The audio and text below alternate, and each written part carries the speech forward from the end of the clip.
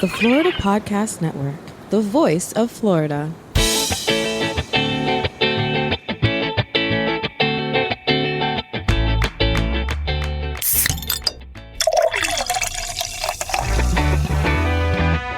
From Mallory Square in Key West to the Governor's Mansion in Tallahassee and all points beyond, you're listening to the Florida Beer Podcast, powered by FloridaBeerBlog.com, your source for all things related to the craft beer community in the Sunshine State. And now your host, Dave Butler.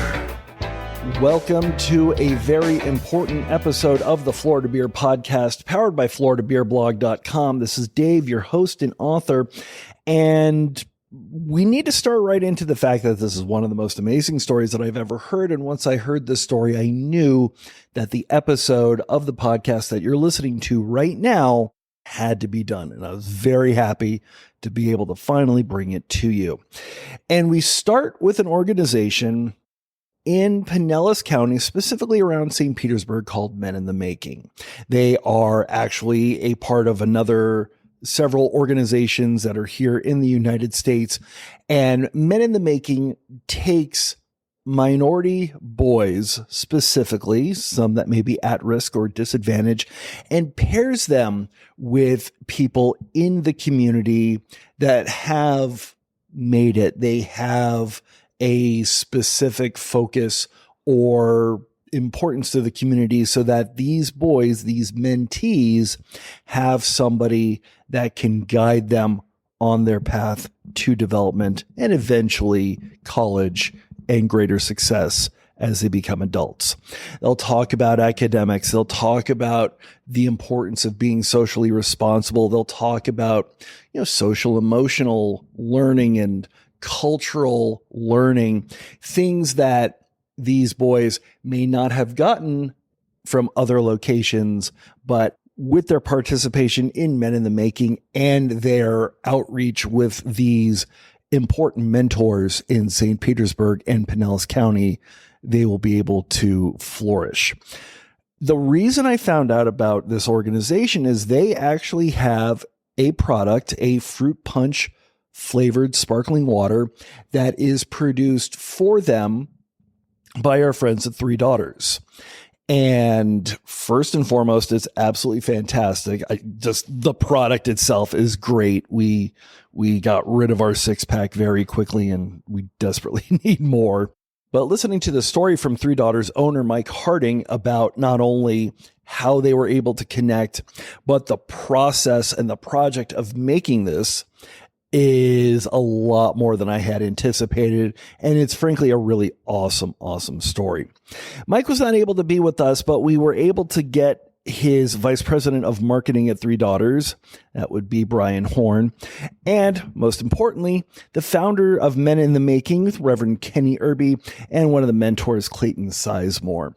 I was able to speak to all three of those gentlemen to have them first and foremost tell you a lot more about Men in the Making, far better than I could, and then talk about how the connection between Men in the Making and Three Daughters was created, the process, the very lengthy, very detailed, and really awesome to hear about process of making this particular fruit punch flavored sparkling water, and some of the interesting places where you can find it.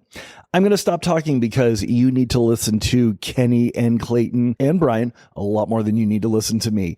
So Men in the Making with Three Daughters Brewing. Enjoy.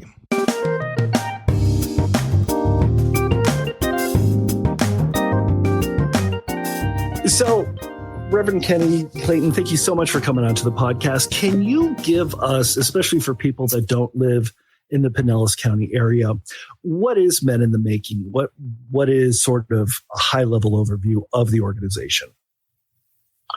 So, I'll be glad to start that off. So, I'm Reverend Kenny Irby. I'm the co-founder of Men and Women in the Making, which is an initiative that started as a rite of passage initiative for minority children, particularly between my wife and I in Pontiac, Michigan, believe it or not, 40 years ago now. So we've been doing this work. This is our third city where we've actually participated in an intentional effort to role model and to provide enrichment opportunities and educational support for children of color. So St. Petersburg, fast forward, current iteration, Men in the Making, is a 9-year rite of passage progressive initiative focusing on role modeling and life skills to increase minority, initially male success from what we call cradle to career. And so we target young boys 8 to 18, and we move them through a wraparound community support initiative that has proven very successful here in the city of St. Petersburg. And what made you decide on St. Petersburg? Because we're a long way from Michigan. Well, that's interesting that you asked that, because it tracks with my career. Both Clayton and I are former journalists. And so my wife and I started this initiative in Pontiac, where we were working at a small newspaper and a part of a local church, and saw just a major need of young people who were curious about my career as a photojournalist and why I was always traveling and bringing back trinkets and stories from places that I had been to. And through that experience, we grew that, and we moved to New York. We did this similar thing at a church that we were a part of. And it's been organically a part of our faith walk and tradition as a couple, and the opportunity to draw other partners and colleagues like Clayton and Luke here in St. Petersburg when we started our initiative here.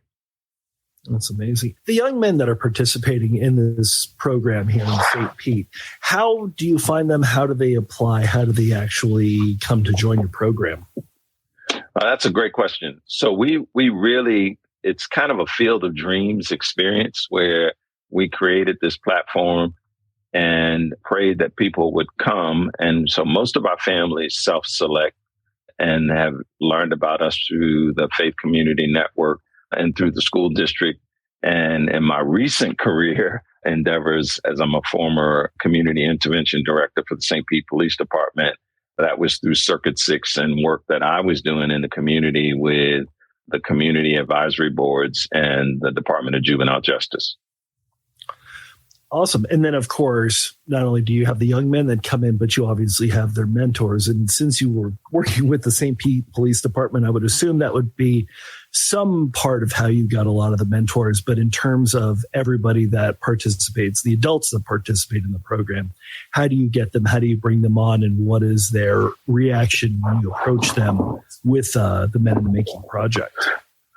Well, yeah, when we started Men in the Making, we were transitioning from another program that I was fortunate to be part of the creation team, which was the Right Field program, which was started in 2011 after the murder of police officer Dave Crawford by a troubled youth, Nicholas Lindsay. So I have been involved most of my adult life in youth outreach and initiatives to help provide role modeling and support for minority males. I'm product of a single parent, didn't have a father in my early life. And so I know what that experience is like. So in St. Petersburg, there are these two initiatives that have been a progression. I like to think of them as a progression. And after Dave Crawford was murdered in 2011, I really started to lean into this part of my passion for seeing young people succeed. And I approached then former police assistant chief of the St. Petersburg Police Department, Luke Williams, and he created an audience with the chief then of Chief Horne, and that allowed me to make an appeal to St. Pete police officers. I also reached out to Sheriff Galtieri, and he did similarly, and we built this body of law enforcement officers who were really interested in seeing young people find new career opportunities. Awesome.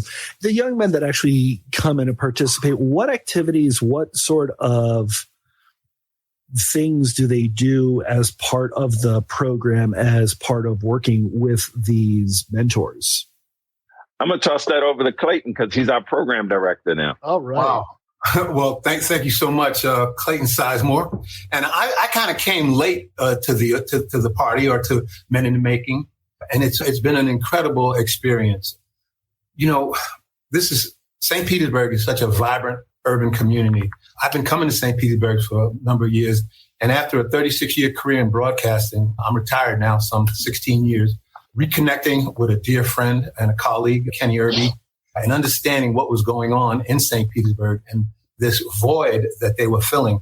You know, we are so fortunate to be able to have this program, and in particular, the partnerships that are being created, the relationships, of the work that we're doing with Three Daughters in terms of the programs and the drink that we've made. I want to thank you guys for having us and recognizing the work that we're doing. And, you know, we recognize that there is a great need in this city, and we are able to provide a service once a month with young men. And we do that by engaging them, and actively engaging them, getting them involved. We have speakers come in. We do different programs. We do field trips. We do a lot of different things to basically, again, engage these men. You know, one of the things, especially young men, we realize, and I recognize through some other programs that I work with, is that the greatest computer in the world sits right in between your ears. And that anger is not a bad emotion, but we have to always learn how to manage and control our anger. And I believe that we provide a serious foundational support for these young men, supporting them, their families, and most certainly the community. Because when you teach a young person to become mindful, respectful, knowledgeable, because knowledge is power, it takes them to another level. And again, this is such a great city, and there's so much happening. So, you know, I tell young people all the time, this community, we need you more than you need us. And so it is our responsibility as stewards to really kind of put programs, put things in place for these young people, and particularly these young men, to basically get a hold of, understand, get engaged in, get involved with, and then take it to the next level. And as Kenny said, we take them from the cradle to the grave, so to speak, monitoring, staying connected with them. We have so many success stories that it's really hard to talk about all of them. But just seeing these young men mature, grow, has been an incredible experience. That's awesome. Now, I will say, when it comes to activities for an organization such as this, there's a lot of things that I would expect you to do. Brewery is not exactly one of them. So how did this pairing happen? How did Men in the Making and Three Daughters come to meet at all, much less to make the project that we're going to be talking about here? I'm going to let Kenny jump in there, but I'm going to tell you something. And I love the brother. He brought me a can, just a can. And he's like, he gave me a can. And I'm like, and he didn't say nothing. He just gave me a can. I'm like, what the hell is this? And then about, I don't know, what was it, like a week later, Kenny, he just had this great connection and this great story. And we've been running with it since. Kenny? Yeah, well, as much as the story sounds like it's a story of serendipity, it's really a story of intentionality and partnerships. Mike Harding and I, for about 2 years, had been having conversations about the challenges and the vulnerability of young men in our city, and he had been following some work that I had been doing from within the police department and our Not My Son campaign in particular, as well as the Men in the Making initiatives, which were kind of parallel outreach efforts to save our sons in the city after a very violent period in 2015, where we lost 7 young men at the end of the year to gun violence. Mike called me and said, "Look, man, I've been watching. Come here by the brewery and let's have a conversation. I have some ideas. I just want to talk to you about some things." And it was Mike Harding that gave me that aluminum can and said, "If you could do anything with this can, what would you do?" And I looked at him like he was crazy. I was like, I'm here in a brewery.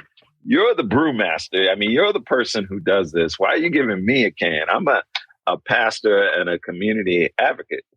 and we laughed, and we shared a ginger ale and just sat and talked about possibilities. And so he said, look, seriously, imagine the possibility. I put all kinds of liquids in, and I'm just wondering if there's something that we might do in partnership, because I think Three Daughters is uniquely positioned to help with initiatives like yours and people like you. And I prayed on it and I thought about it, and immediately I had an idea, but I'm one of those individuals, or I'm the kind of person who I wanted not to be reactive. I wanted to be proactive and think this through. And I took it to Clayton and a couple of other people and said, this guy gave me this can and he has his brewery, and what were you guys thinking we might do? What might we do with this? And that really evolved. I went back to our curriculum. We had a curriculum. We were coming up on a goal to do an entrepreneurial project. And so I called Mike and I said, look, I got an idea. It might sound like a crazy idea. And he said, try me. That's the kind of guy Mike is. He's like, try me, bro. Tell me what you're thinking.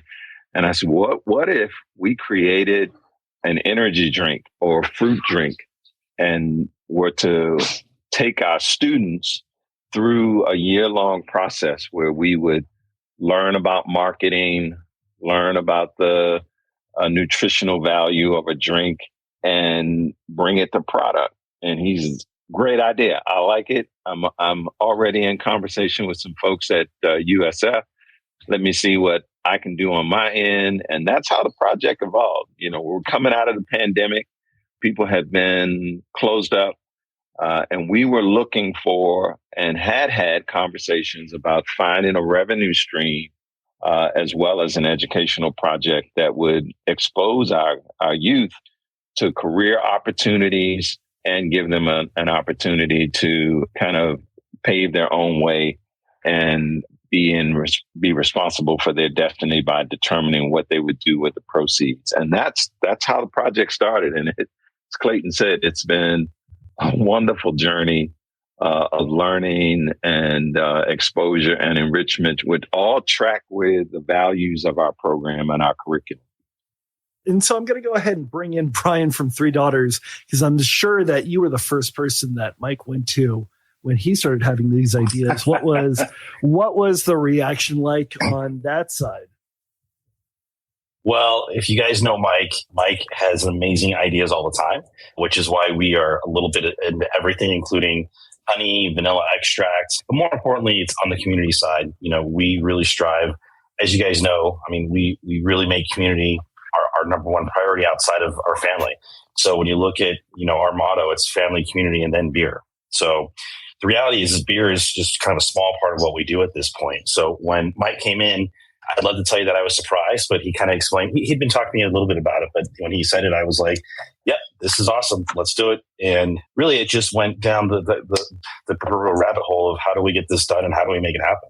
That's kind of amazing. So it wasn't just let's package something and go. There was actually a full study that you and Mike had done along with the young men at Men in the Making to determine what exactly are we going to make and what should it taste like.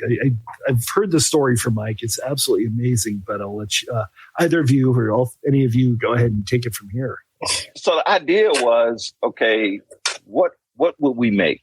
And one of the key things was, okay, we'll make some kind of drink, whether it be a fruit drink, it would be an energy drink. And we worked with Ty, who was a former brewmaster at Three Daughters. And Mike and Ty and I sat down and we kind of scoped out this idea. So we worked with Professor Jenny Yukas at the University of South Florida, St. Pete campus in the graduate program. And their graduate students took our project on as a pro bono project to help us think about design, marketing, and strategy. And then we said, well, we want to make the youth the subject matter experts. We don't want them to feel like here we're a group of old folks telling them what they're going to do.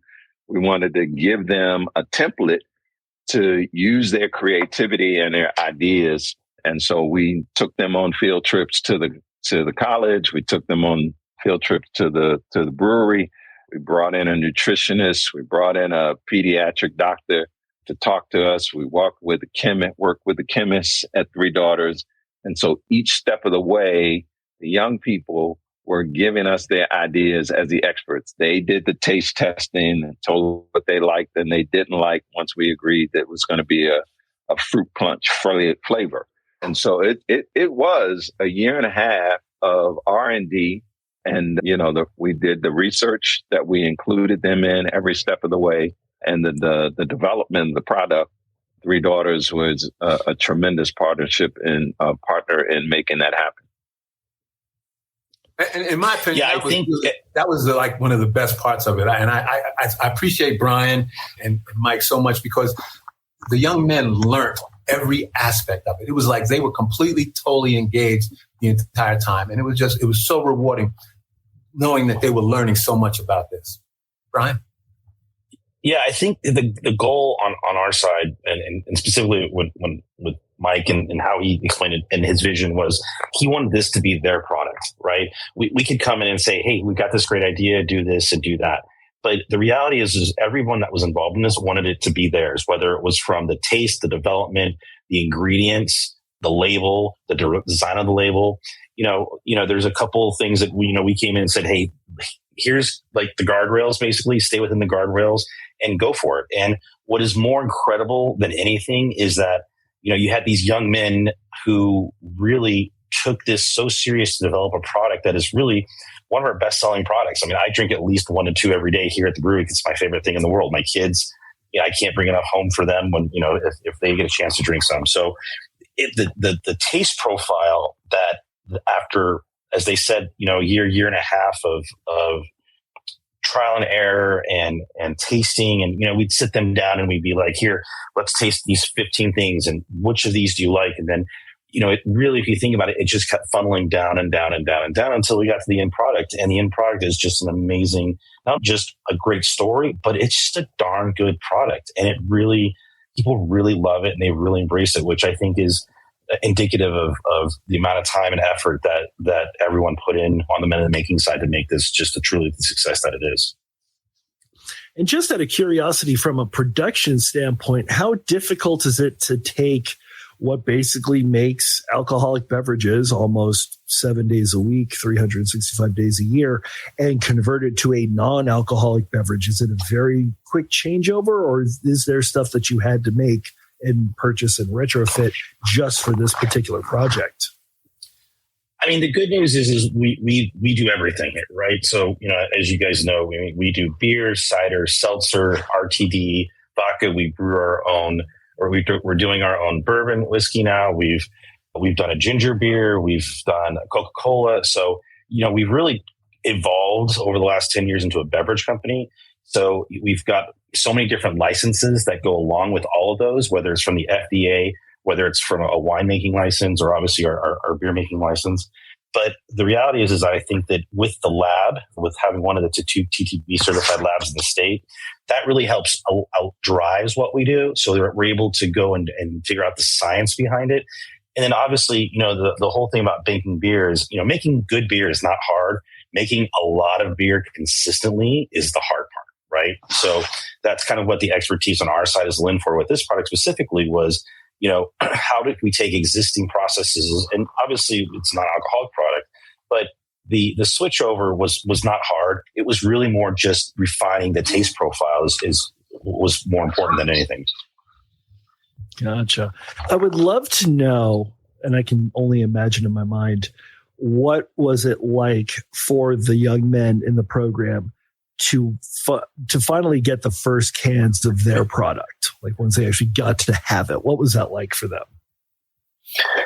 That was an amazing day. They had built up relationships with the leadership at the Three Daughters, Mike and Brian and Ty and Christian, to be specific, so they knew these individuals. We had by that time we had made 3 or 4 trips because we did some separate promotional things with media, with smaller groups of youth. But on 3 occasions, we brought the entire group to when we had our Saturday sessions or or part of our Saturdays we spent at the brewery.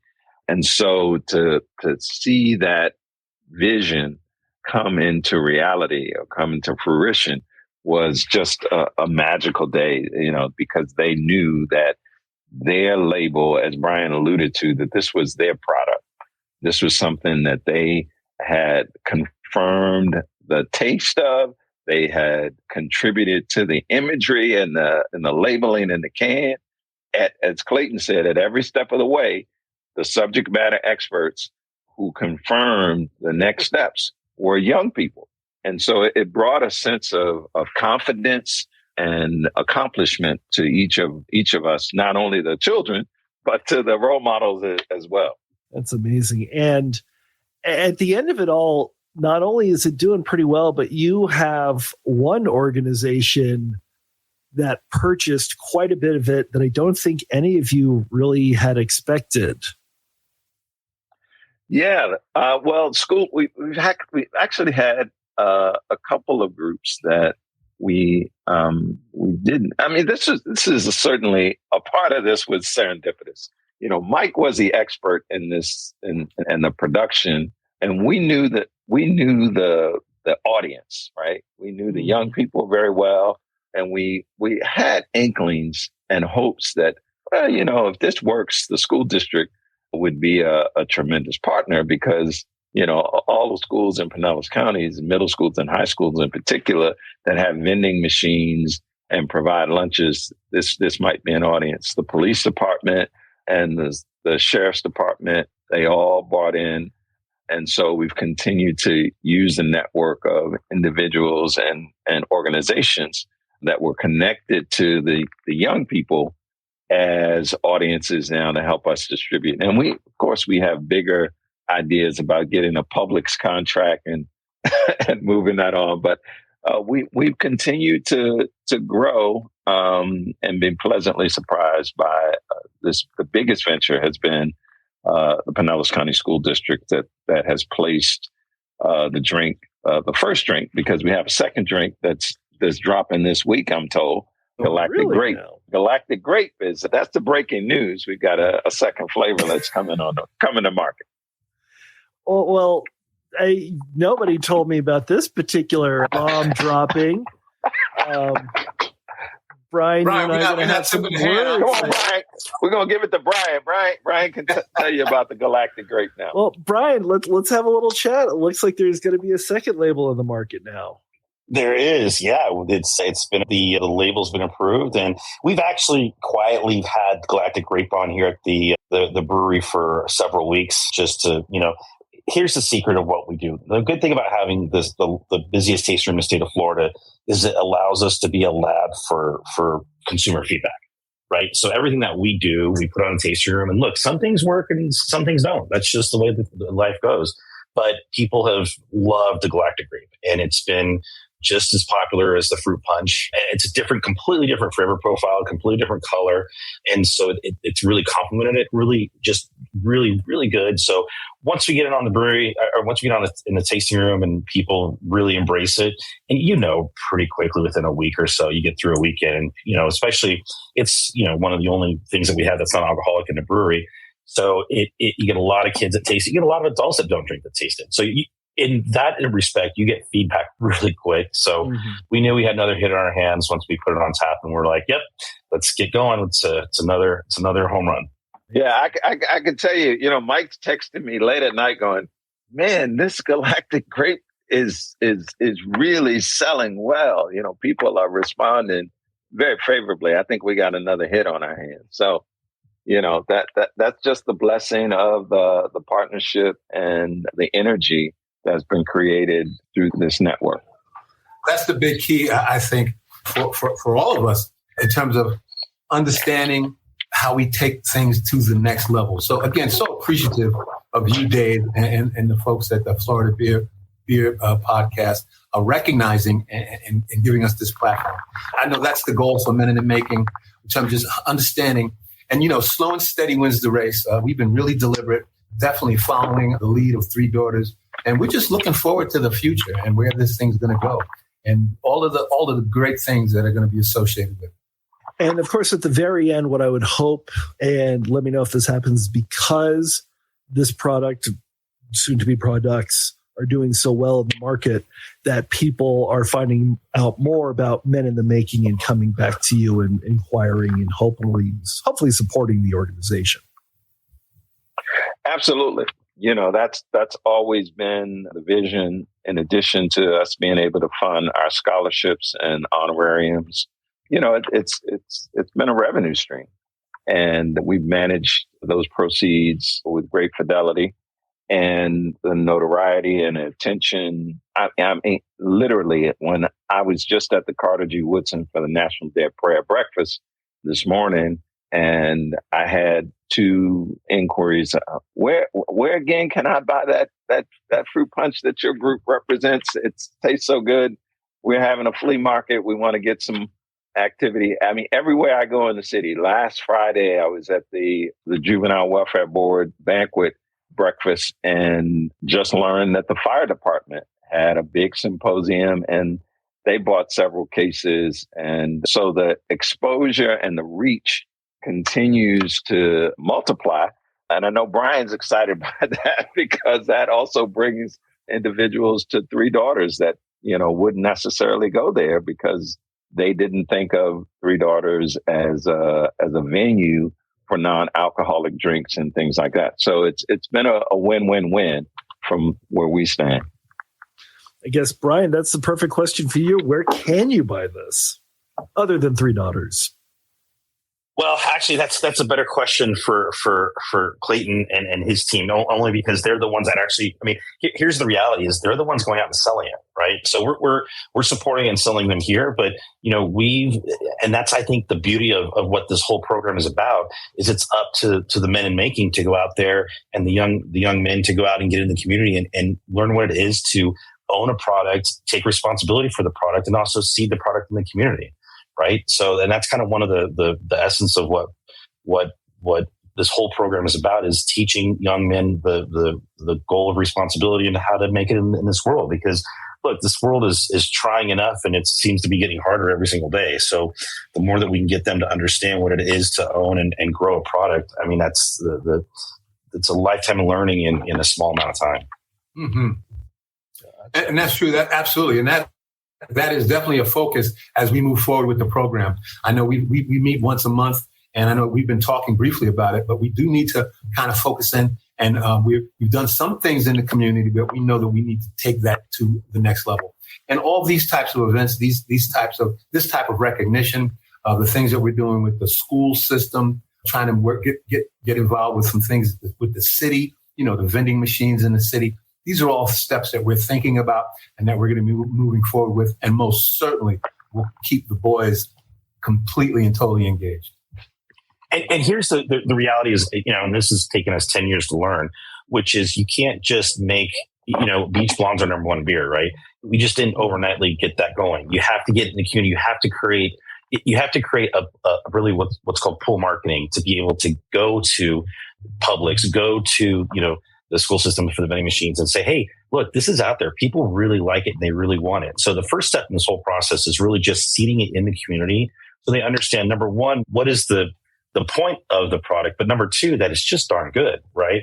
So once you get that going, I tell my team here, look, anything that we come up with, it's a 2-year process. It's a 2-year runway, right? We've got to get it out. You got to we've got to get people to pull the product to the retailers, to the outlets, by just having a good product and having the story. And so, we're a year and a half in on this.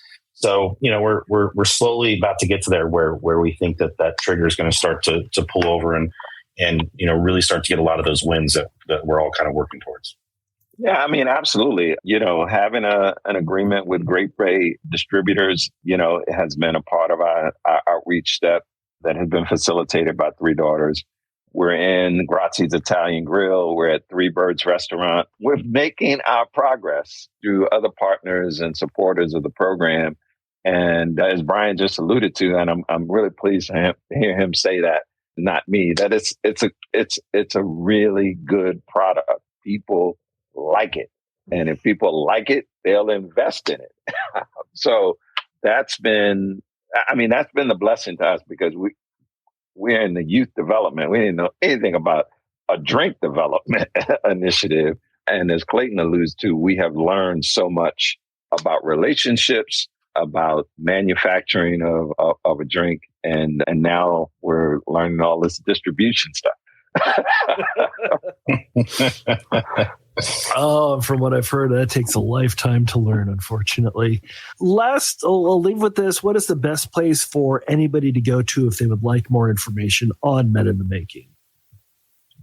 Well, they can go to our website, which is, because of this kind of success and some other things that are happening, is actually being tweaked right now. But right now, the website, you can go to meninthemaking.org, and our promotional material, a good deal of our historical documents on why we've done this, promotional videos are there, and you could learn more.